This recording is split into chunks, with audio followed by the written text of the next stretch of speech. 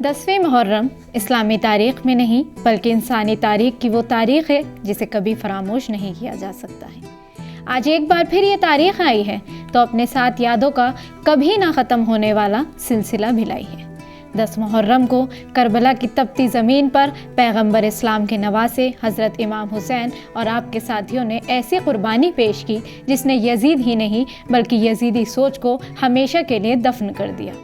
روز عاشورہ یا 10ویں محرم کا واقعہ بظاہر ایک دن کا واقعہ ہے جس نے پوری تاریخ کو ہلا کر بدل کر رکھ دیا۔ اس دن امام حسین پر یزید کی ظالم فوج مظالم کی انتہا کر رہی تھی اور امام حسین کے ساتھیوں کو قتل کر رہی تھی، مگر ساتھ ہی ساتھ اپنا یہ انجام بھی یقینی بناتی جا رہی تھی کہ وہ پوری تاریخ میں کبھی منہ دکھانے کے قابل نہیں رہے گی۔ آداب، میں ہوں آپ کے ساتھ آمنہ فاروق اور آپ دیکھ رہے ہیں آواز دی وائس۔ ہماری حوصلہ افزائی کے لیے ہمارے چینل کو سبسکرائب کرنا نہ بھولیں۔ آپ کو معلوم ہے کہ محرم کا مہینہ ہجری کیلنڈر کا پہلا مہینہ ہے۔ عاشورہ کی 10 تاریخ کو آتا ہے۔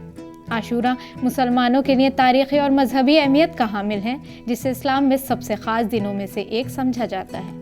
مسلمان کو عاشورہ کے فضائل کی پیروی کرنے کا مشورہ دیا جاتا ہے۔ اس میں 10 کا روزہ بھی شامل ہے۔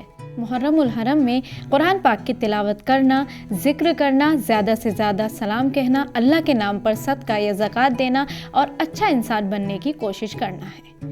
دراصل یہ وہ دن تھا جب کچھ تاریخی اور زندگی بدل دینے والے واقعات جیسے موسیٰ علیہ السلام کا معجزہ، کربلا کا واقعہ پیش آیا، یہاں تک کہ نوح علیہ السلام کی کشتی اپنی منزل پر پہنچ گئی۔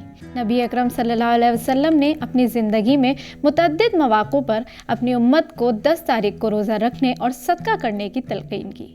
صحابہ کرام اور رسول اللہ صلی اللہ علیہ وسلم کے پیروکاروں نے نہ صرف عاشورہ کا روزہ رکھا بلکہ انہوں نے اللہ کے نام پر صدقہ بھی کیا۔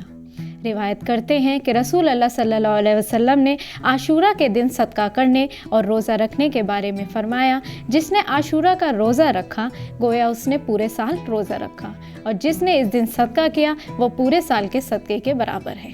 عاشورہ کے دن کھلے دل کے ساتھ خرچ کرنے کا ثواب بیان کرتے ہوئے نبی اکرم صلی اللہ علیہ وسلم نے فرمایا کہ جو شخص عاشورہ کے دن اپنے اہل و عیال پر دل کھول کر خرچ کرے گا، اللہ تعالیٰ اس پر پورے سال سخاوت رکھے گا۔